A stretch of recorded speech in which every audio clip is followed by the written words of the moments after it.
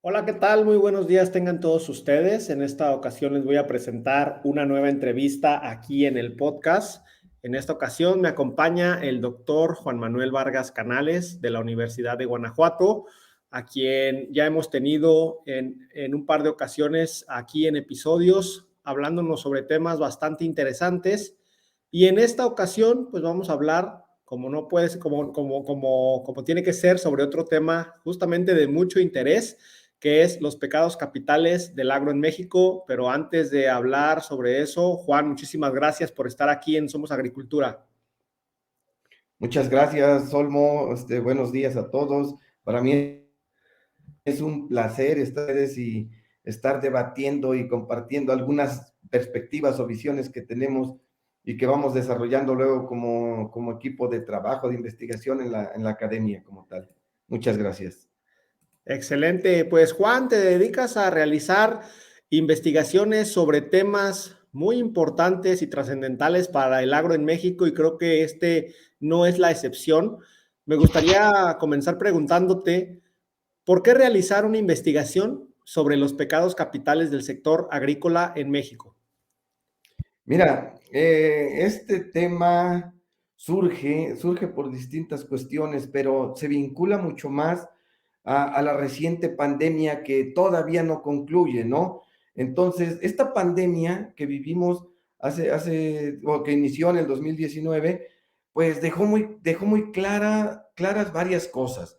Una de ellas es, por ejemplo, que la mejor forma de resistir, adaptarse y superar los problemas de salud se relaciona con mantener una sana y adecuada alimentación. Eso nos vincula directamente con el sector agroalimentario, porque toda nuestra, bueno, más bien si lo vemos de esa perspectiva, la salud del mexicano y del mundo está muy relacionada con los sistemas agroalimentarios y las formas como producen, ¿no? Entonces, principalmente es esa la situación por la que empezamos a discutir, a trabajar este tipo de cuestiones y utilizamos la alegoría de los pecados capitales. ¿Por qué? Digamos, por un conocimiento popular, digamos, de toda la sociedad, que es fácil identificarlos, ¿no? Obviamente, como lo planteaba yo al principio, esto puede tomar muchas ópticas. Lo que yo estoy planteando es una óptica, digamos, de un grupo de trabajo que hemos estado desarrollándolo por ahí, entre la Universidad de Guanajuato, el Colegio de Postgraduados, la Universidad Autónoma Chapingo, que principalmente son con los que estamos interactuando más.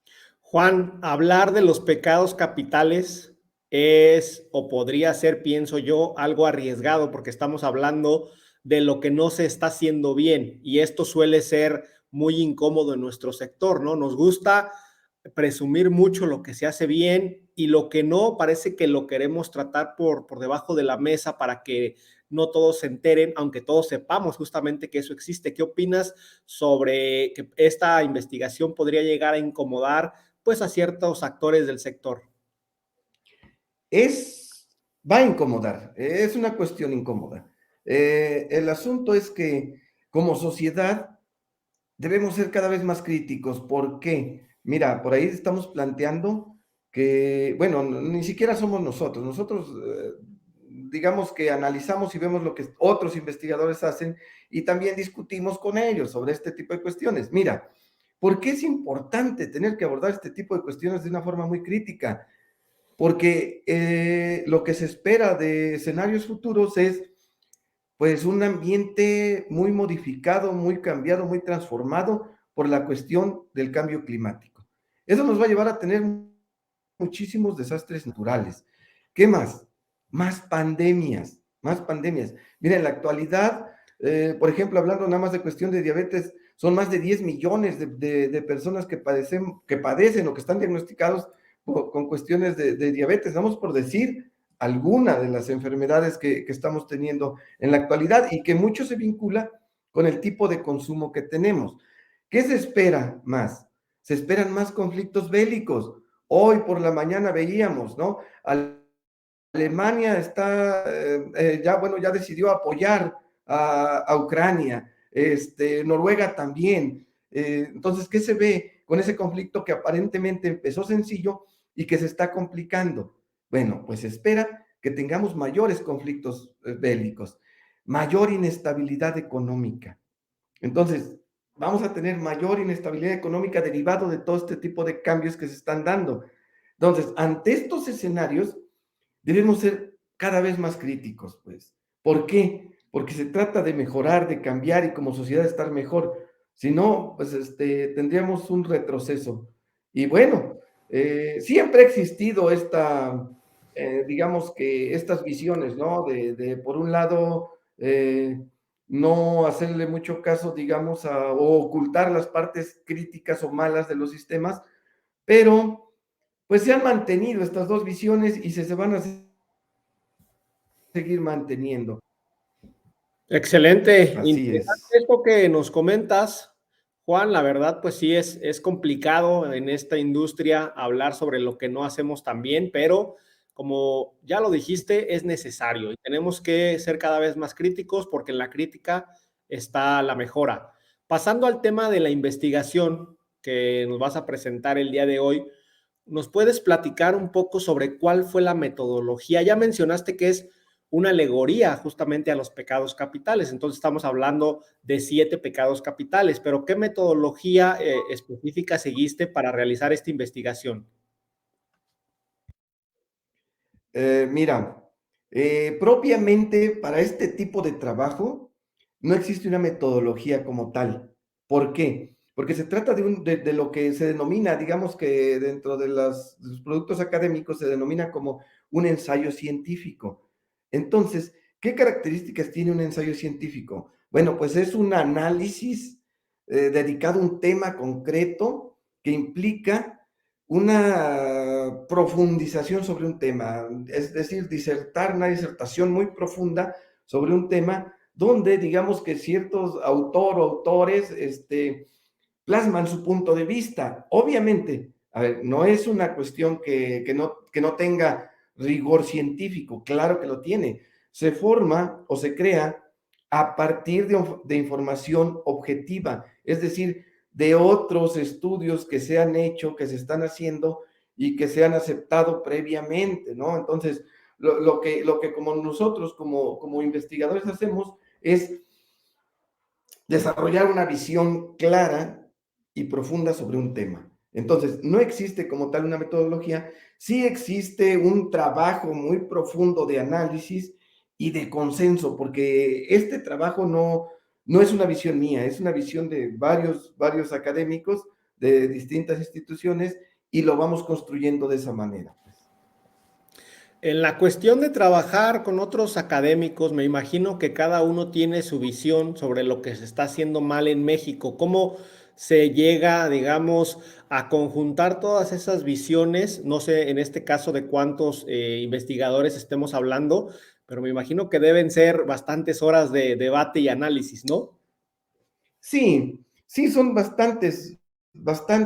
Sin embargo, fíjate que incluso antes había, digamos, más polaridad en este tipo de temas. Eso es cierto, lo que planteas. Sin embargo, incluso últimamente los científicos más radicales están migrando a entender que es necesaria una nueva dinámica, que es necesario transformar el sistema porque nos estamos enfermando cada vez más. O sea, es completamente necesario, incluso económicamente hablando, porque esto está determinado por el modelo económico, ¿no? Pues ya hasta los más recalcitrantes, digamos, teóricos neoclásicos, están planteando que debemos de cambiar la lógica de vida, pues prácticamente. Entonces, eso nos ha sensibilizado más. Y cuando empezamos a ver todas las problemáticas que se están teniendo y la información sólida que se ha construido en torno a esas problemáticas que debatimos precisamente aquí, pues digamos que se llega a un consenso más fácil, ¿no? Ahora, pues también las investigaciones, como todo, no concluyen.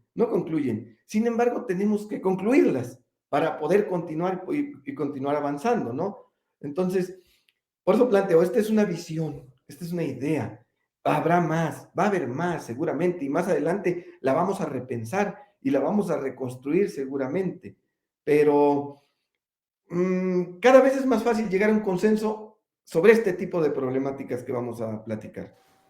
Excelente, pues comencemos hablando sobre los pecados capitales del agro en México. En este caso, pues nos vas a hablar de los 7 pecados capitales. Los voy a mencionar: lujuria, gula, codicia, pereza, ira, envidia, o soberbia, ¿no? Tú dinos, Juan, ¿por cuál empezamos? Eh, por, por el principio, por el primero, por la lujuria. Adelante. Y bueno, aquí pues vamos a tener que, bueno, ¿cómo lo interpretamos nosotros, no? La cuestión de la lujuria. Mira, lo interpretamos nosotros como un deseo apasionado por algo, ¿no? O sea, un deseo excesivo de obtener algo, ¿no? ¿Y cómo lo analizamos nosotros en el sector agroalimentario, no? Bueno, pues paulatinamente a través del tiempo, pues el mercado ha estado dominando ese deseo, el mercado, los mercados, la cuestión, la economía, ¿no? Entonces, esta es una cuestión histórica. A través del tiempo, el mercado empezó a dominar los sistemas agroalimentarios y en la actualidad nuestro planteamiento es que los sistemas agroalimentarios actuales no responden a las necesidades alimenticias de la población. Obviamente sí responden hacia algunas lógicas, ¿no? Pero no hacia todas las lógicas. A través del tiempo, este modelo económico generó una idea capitalista completamente, es decir, la mercantilización total del alimento. Y ahí el alimento no solamente es una mercancía, tiene un montón de características importantes para las personas, ¿no? Sin embargo, se volvió prácticamente exclusivo una mercancía. ¿Qué pasa cuando se vuelve completamente exclusiva mercancía? Pues pasa lo siguiente, se producen alimentos que se comercializan y se consumen con altos niveles de residuos agrotóxicos y otro tipo de moléculas usadas para su producción a gran escala a nivel mundial, no solo en México, insecticidas, fungicidas, herbicidas, antibióticos, colorantes, etcétera, ¿no? Todos ellos sabemos que, bueno, conforme ha ido avanzando el desarrollo científico y tecnológico, pues hemos encontrado que muchos de ellos son nocivos para la salud. Incluso por ahí hay un texto bien interesante que habla del festín envenenado, así le llama. ¿Cómo es posible que a nuestros alimentos les pongamos veneno? Ese es prácticamente el colmo. ¿Por qué? Porque lo único que les importa está migrando, esto está cambiando, ¿eh? Ya no es tan así, pero sí, a gran escala sí, en su mayoría sí. Solo importa la racionalidad económica, la rentabilidad y la competitividad. Entonces, todo lo demás como que se dejó por mucho tiempo de lado. Ahí la Revolución Verde avanzó de una forma impresionante y como que marginó incluso otro tipo de tecnologías que estaban surgiendo o que habían surgido incluso antes, ¿no? El detalle aquí es que está en peligro el otro, o sea, el otro, o sea, el consumidor, está en peligro su aniquilación, ¿no? Y cada vez hay más evidencias de este tipo de agrotóxicos que están dañando a la salud. Ese es el problema, ¿no? Y bueno, resumiendo un poco, hemos llegado a un grado como sociedad de que todo se mercantiliza, hasta las relaciones humanas se mercantilizan. Entonces, Así bueno, es. se han mercantilizado toda la vida, ¿no? Pero ahora es como que mucho más y entonces se está perdiendo hasta la más íntima de la condición humana con este tipo de ideas del mercado, que el mercado mueve todo, ¿no? Entonces, eso hay que tratar de entenderlo.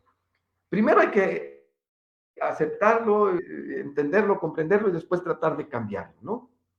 De El hecho, segundo, voy a Juan, tratar de ir más rápido porque si no se nos va a... Juan, de hecho, hay una frase de Bill Mollison que dice que la agricultura es un negocio y hay que entenderlo, ¿no? O sea, es como la frase máxima de la mercantilización de la agricultura. Así es.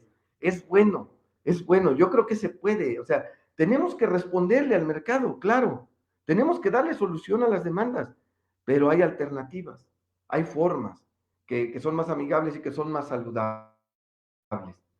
Es el detalle. Yo creo que tenemos como sociedad, tenemos la capacidad de desarrollar ese tipo de tecnologías que ya hay, paulatina vamos desarrollando más. Entonces, sí, Así sí es. es negocio, sí se negocio, pero tenemos que buscar estas formas de transformar esa parte, ¿no? Bueno, continuando con la Adelante. gula, que pues ocasiona, digamos, un apetito excesivo también, ¿no? Simple y sencillamente. Y aquí nosotros lo analizamos de la siguiente manera. Mira, como efecto de la globalización, siempre a nivel mundial se tiene una idea incontrolable de continuar expandiendo nuestras fronteras de producción. Siempre en el discurso público y político se plantea, debemos producir más alimentos. Casi todos mis trabajos están relacionados con eso, ¿no? Tenemos que mejorar la tecnología y todo para producir más alimentos. Pero ¿cuál es el detalle? En la actualidad producimos más del 50% de los alimentos que requerimos para comer. Es decir, los sistemas agroalimentarios en la actualidad están respondiendo a las demandas globales de ciertos grupos, nada más, de ciertos grupos que tienen mucho poder adquisitivo. Mientras tanto, en casi todo el mundo persiste el hambre y varios problemas relacionados con la alimentación. Entonces, existe la malnutrición también, el sobrepeso, la obesidad y un montón de cosas de ese tipo. Ahí hay una cuestión, ¿no? No se trata de producir más, se trata de ver cómo podemos distribuirlo más y mejor. Ahora, ahí esa demanda del norte global, como se le llama a los países desarrollados, como se les ha llamado a los países desarrollados, está demandando muchos productos, pero está demandando productos a costa de nuestros recursos naturales. Ese es el gran detalle. O sea, no los produce en su territorio, los manda a producir en nuestros territorios. Como te decía, este apetito excesivo, esta demanda excesiva, se relaciona con el aumento de los ingresos per cápita. Es el principal impulsor de esas demandas, ¿no? ¿Por qué? Porque se demandan productos de alto valor de todo tipo, nutricional, incluso, porque ellos son los que están demandando productos con mayores contenidos de vitaminas, de aminoácidos, de minerales, de antioxidantes. Pero ¿qué pasa con el resto de la población que no aumenta sus ingresos? Estamos condenados a consumir pues productos que no son inocuos, que no son sanos, que no son producidos de la forma correcta y que además no tienen ningún control su producción. Ese es el detalle, pues. Entonces, nuestros sistemas agroalimentarios en la actualidad no responden a nuestras demandas ni a nuestras necesidades. Hay muchos casos, por ejemplo, yo creo que el caso más excesivo de este tipo de cuestiones es el caso de las berries en México. Sí. Porque mucha de la población ni siquiera consume arándanos, ni siquiera consume frambuesa, pues. Entonces, se están llevando nuestros recursos naturales, además estamos contaminándolos, están pasando un montón de cosas de ese tipo, que igual ya lo habíamos discutido por acá. Sí es, Bueno, efectivamente. Y este punto creo que es muy importante porque esto que dices de producimos el alimento que el mundo necesita, pero se está desperdiciando el 30% de esto, esto hace que no le llegue alimento de calidad a muchísima gente, pues creo que también hemos puesto mucho el foco en aumentar la producción, pero los sistemas de distribución siguen fallando y mientras sigan fallando, no importa si producimos 10 veces más, no va a tener la población el alimento que necesita. Muy buen punto, Juan. Pasemos al siguiente. claro, mira, nomás un paréntesis en el anterior. Mira, Adelante. dependiendo del tipo de país o del desarrollo económico del país, el desperdicio se transforma. Porque, por ejemplo, en países en desarrollo, el desperdicio más fuerte se tiene en la cosecha, en el almacenamiento y en poca distribución. Países en desarrollo la principal desperdicio se tiene en el refrigerador de tu casa. Es otro sistema, pues, ¿no? O sea, ya estando en tu casa y no se consume. ¿Por qué? Porque pues tienen ingresos altos y les permite tenerlos. Bueno, la codicia, esa la podemos entender en este sentido como un aumento, aumentar la adquisición o el uso de ganancias materiales, ¿no? El valor social que se relaciona mucho con el anterior. De hecho, casi todos están muy vinculados. Pero mira, volvemos a lo mismo. Desde hace algunas décadas se inició una reconfiguración mundial originada por la industrialización y los mercados. Obviamente los mercados te obligan a especializarte. Esa es parte de la teoría económica, ¿no? O sea, tú te tienes que especializar en aguacate o en producir cierto tipo de cosas, ¿no? Porque las condiciones naturales así lo permiten o así lo indican, o todo se relaciona mucho con el clima y los factores que tienes, ¿no? Esta reconfiguración originó una hiperacumulación y concentración del poder en pocas empresas que controlan el sector agroalimentario, no solo en México, a nivel mundial. Ese es el gran detalle, ¿no?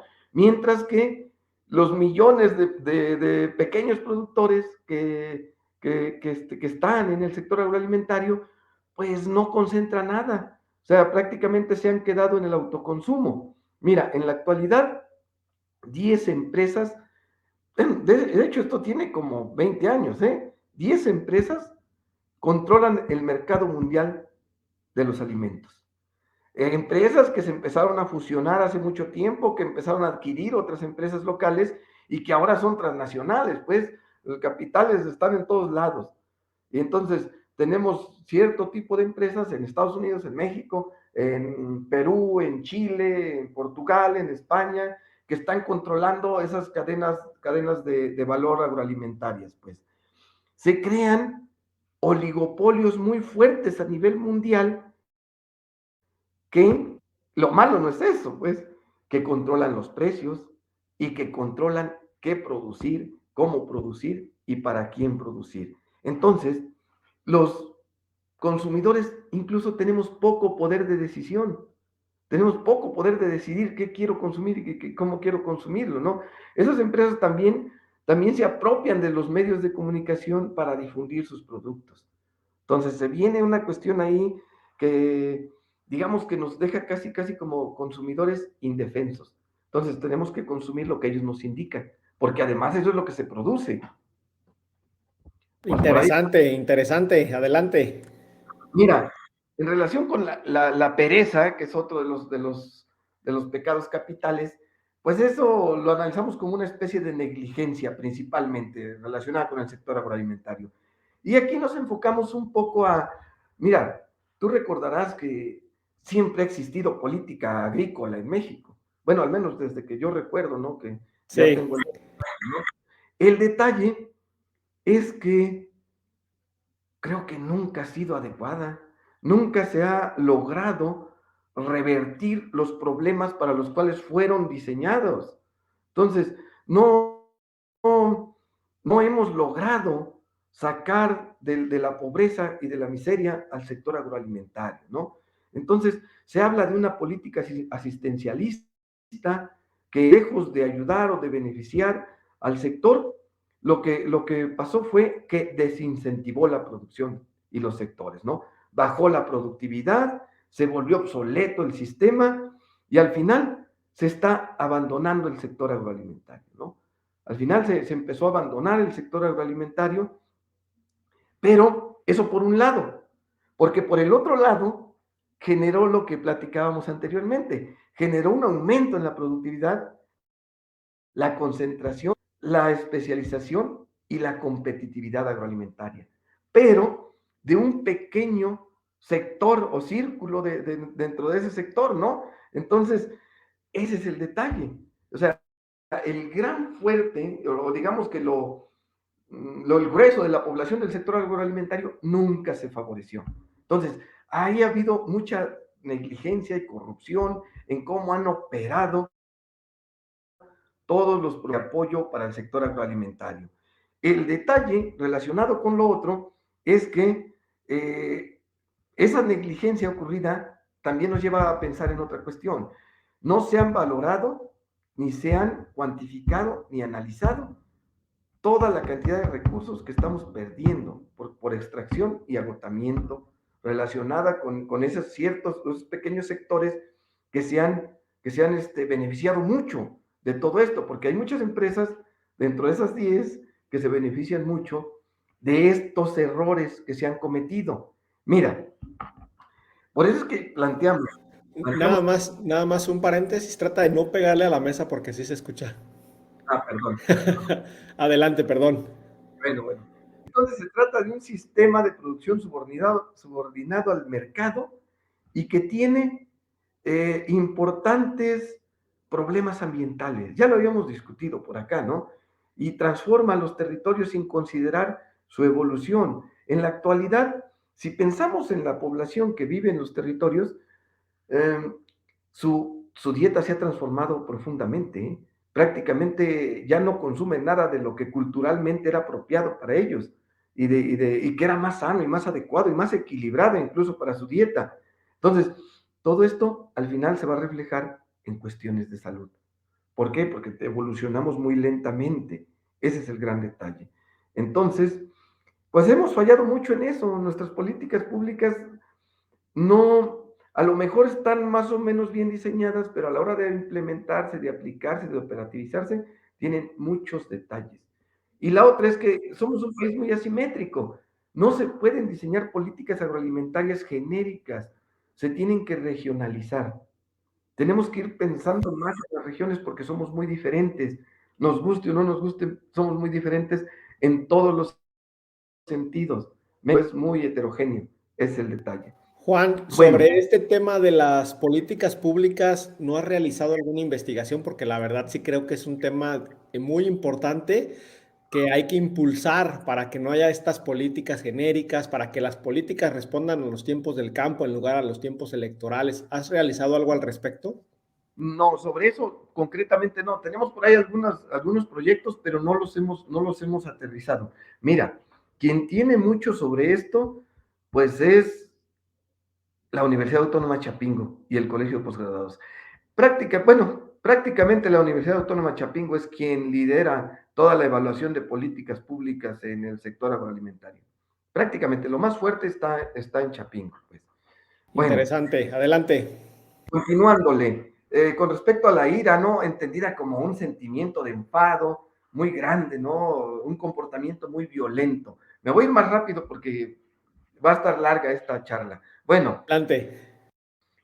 es que nosotros lo relacionamos con el abandono y la inmigración, generalmente de gente joven, los talentos que tenemos y de adultos jóvenes que son fundamentales para desarrollar el trabajo en el sector, que es muy pesado además, ¿eh? Es un sector pesado y poco valorado y poco remunerado. Por eso es que la gente está emigrando del campo a la ciudad, insertarse a otro tipo de actividades o al extranjero, donde pues obviamente los sueldos son mucho mayores, ¿no? Pero nosotros planteamos que este comportamiento es sumamente violento contra quienes nos proveen de alimentos y materias primas esenciales para vivir. Sin ello no podríamos vivir. Ese es el gran detalle. Entonces, es muy fuerte porque además se está empobreciendo cada vez más el sector rural y agroalimentario como tal, ¿no? Relacionado y desatendido obviamente con la cuestión de políticas públicas que platicábamos actualmente.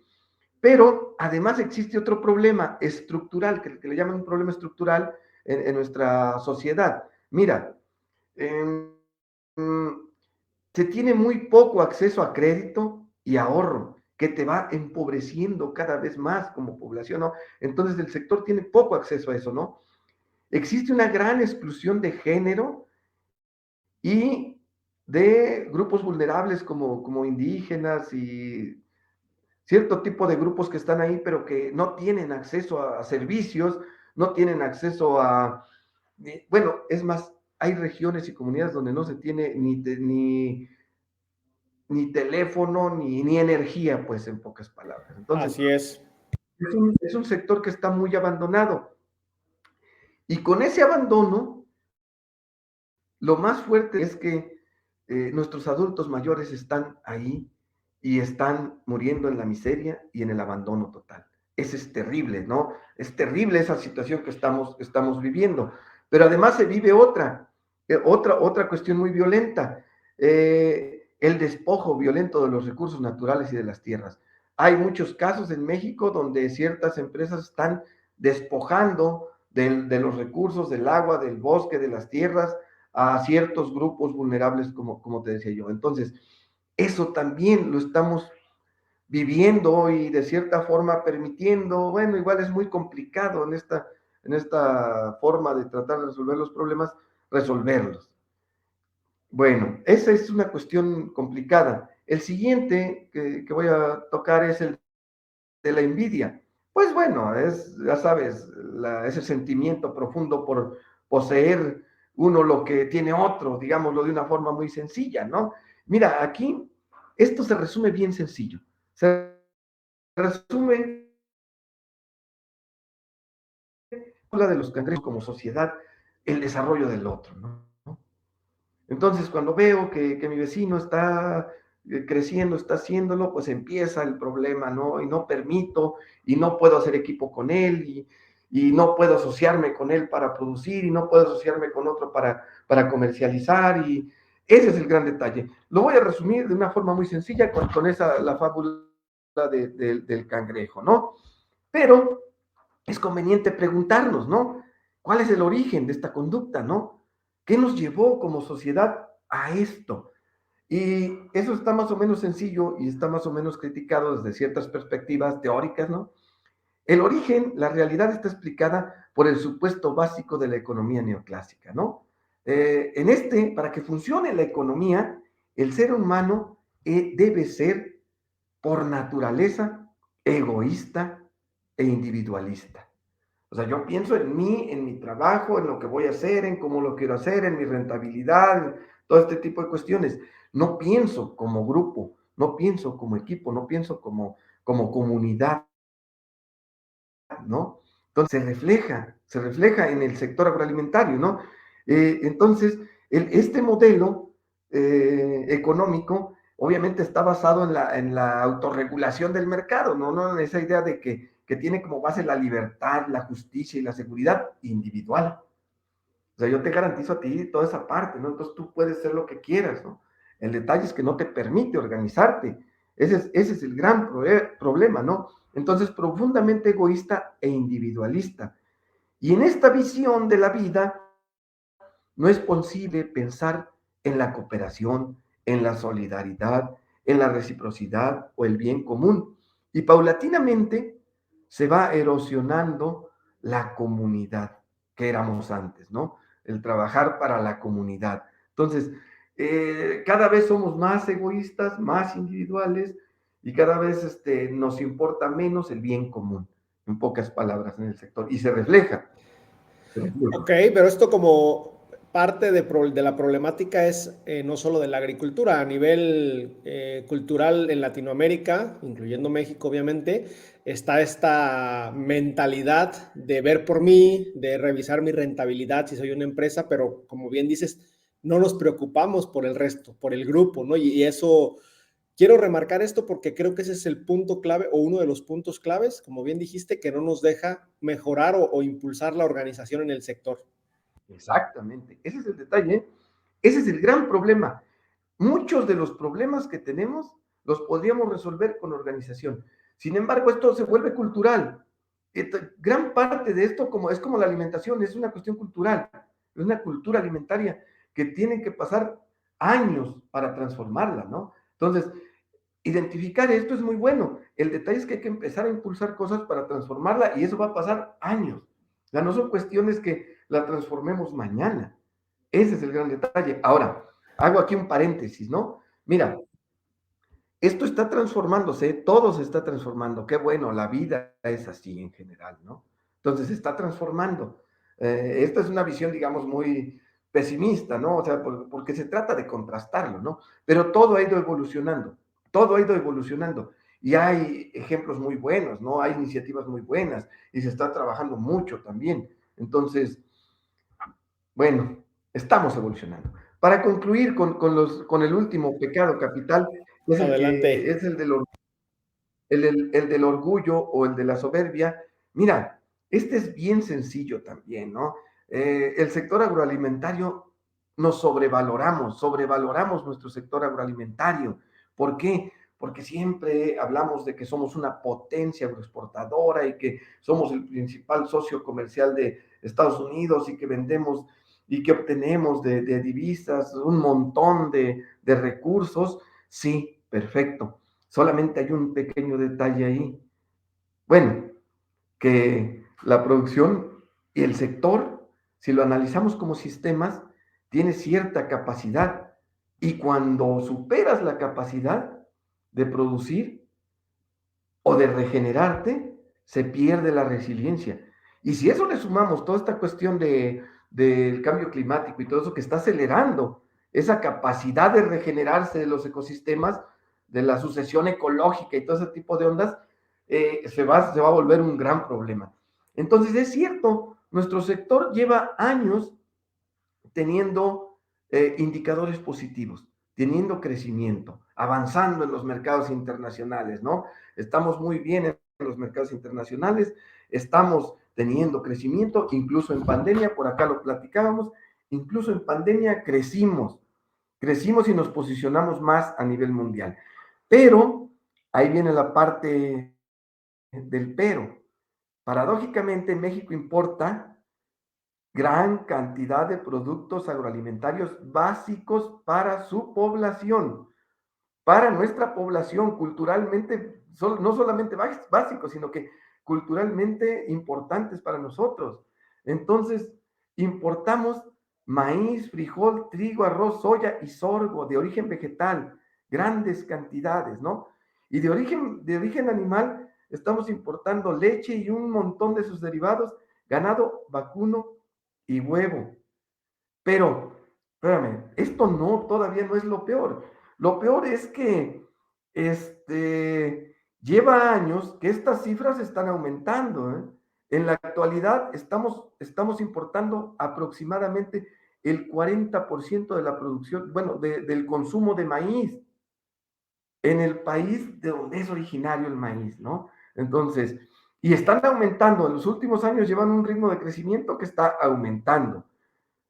Pero hay otra cuestión todavía que debemos de valorar todavía a lo mejor un poco más, ¿eh?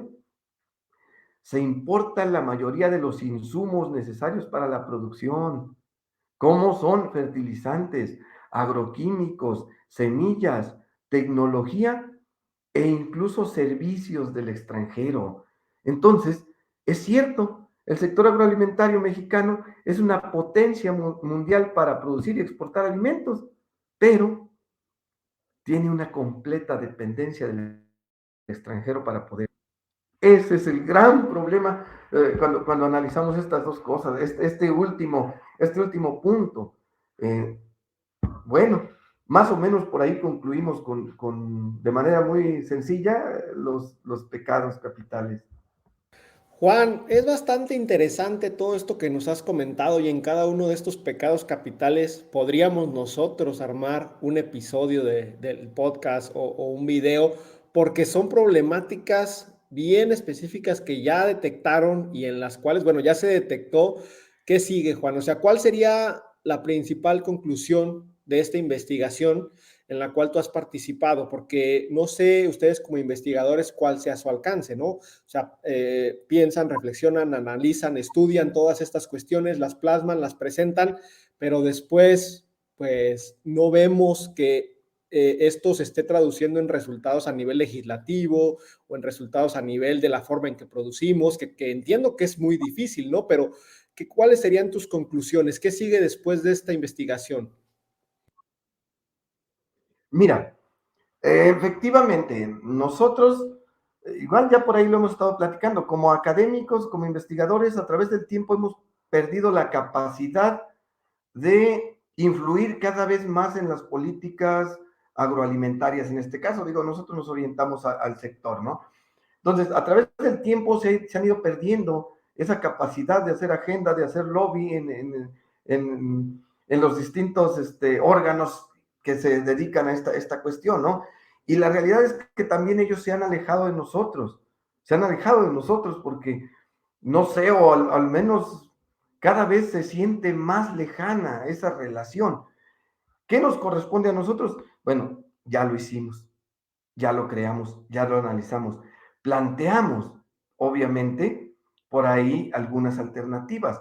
Lo primero que tenemos que ver, porque si vemos en perspectiva toda esta cuestión de cambio climático, inestabilidad económica, conflictos bélicos y todo ese tipo de cuestiones, lo primero que tenemos que ver es que tenemos que diseñar políticas agroalimentarias que nos permitan depender menos del exterior. Y de hecho es una de las tendencias mundiales, ¿eh?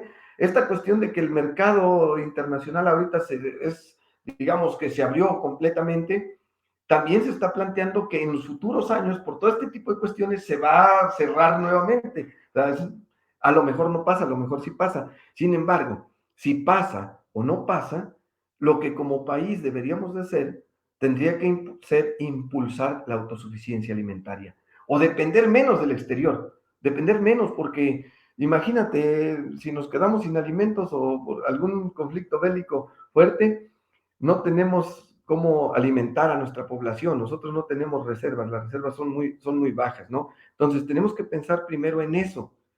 Y segundo, tenemos que pensar en otra cuestión, en los límites ecosistémicos, porque los sistemas ya no soportan más.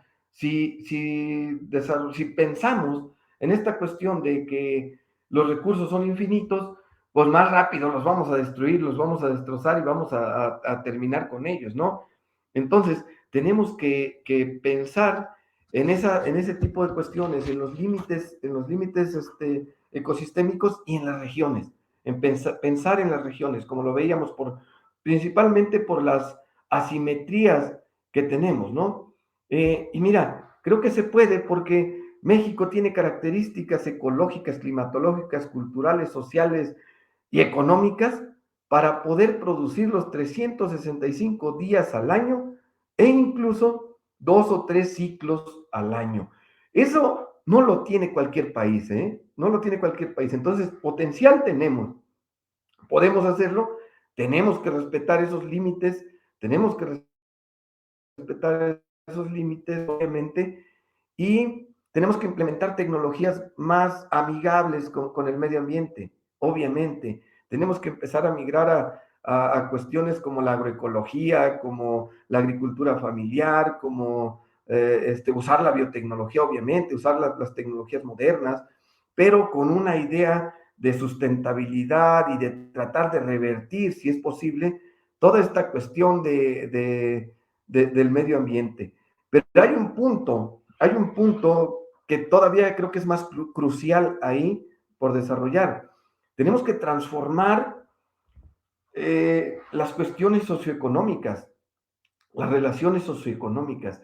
Creo que es importante empezar a desarrollar otro tipo de visiones, porque pues esta ya nos enseñó que es muy conflictiva, digámoslo de alguna manera, ¿no? O sea, ya mostró que no se reduce la pobreza, que no se reduce lo que se planteó toda la vida, ya mostró que como que no vamos a lo mejor por el modelo correcto, ¿no? Entonces, necesitamos reconfigurar todas nuestras relaciones económicas, porque, por ejemplo, algo bien sencillo, hablar del turismo agroalimentario, ¿no? Una pera que se produce en Argentina se manda a empacar a Taiwán, se está comercializando en Estados Unidos y bueno, cuando sigues la ruta de los cultivos dices, ay, resulta que es más caro y más contaminante todo el transporte que va a dar la vuelta el producto, ¿no?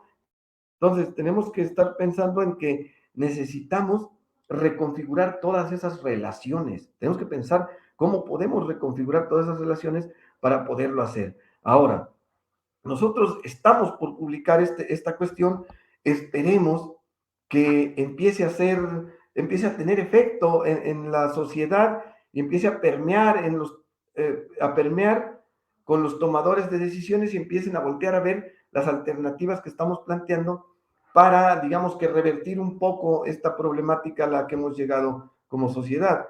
Y está empezando. Hay investigaciones ahorita en la UNAM que se están metiendo mucho ya al sector agroalimentario. Ellos como que están un poco más lejos por su origen, igual no es como, por ejemplo, Chapingo o nosotros acá que estamos muy metidos en la cuestión agroalimentaria, el colegio, ¿no? Pero ellos, desde la cuestión mucho más social que incluso que nosotros, están empezando a analizar toda esta cuestión de las enfermedades crónico-degenerativas que están surgiendo últimamente y cómo se vinculan con la alimentación, pero ellos lo veían solamente cómo se vinculan con la alimentación. Por ahí en algunas pláticas estábamos viendo, no, es que no es la alimentación, es el sistema agroalimentario. Es desde antes de pensar en la producción, desde donde lo tenemos que empezar a analizar. Y están empezando a generarse algunas sinergias por ahí para desarrollar otro tipo de investigaciones. Pero pues sí, nos gustaría que todo esto se escuchara más, nos hicieran más caso, sobre todo los tomadores de decisiones. Así es, Juan. Pues gran plática que has dado el día de hoy sobre esta reciente investigación que, como ya comentaste, está pronta a ser publicada. Ojalá podamos seguir platicando sobre estas investigaciones en las que estás inmerso, porque considero que es de mucha relevancia darlas a conocer al sector, justamente pues para empezar a incomodar, justo con lo que empezamos con esta conversación, empezar a incomodar, pero desde un punto que nos lleve a la mejora, no a esconder lo que está mal debajo de la mesa y hacer como que no lo vemos. Doctor Juan Manuel Vargas Canales de la Universidad de Guanajuato, muchísimas gracias por estar el día de hoy aquí en Somos Agricultura. ¿Algún comentario final para la audiencia? No, muchas gracias a ustedes. Y como bien lo mencionabas, lo importante es que tenemos que llegar a la sociedad.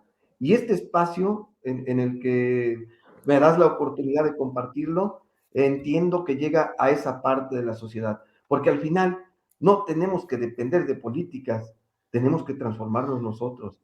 Digo, por último, ¿no? O sea, sí estaría excelente que como política se tomara, pero bueno, tenemos que tomar conciencia como sociedad para empezar a transformar todo este tipo de cuestiones. Y pues gracias por todo esto, este espacio que me dan. Para mí es un gusto compartir lo que vamos haciendo. Excelente, muchísimas gracias a todos ustedes, gracias por estar ahí. Recuerden que yo los espero muy pronto con una nueva conversación.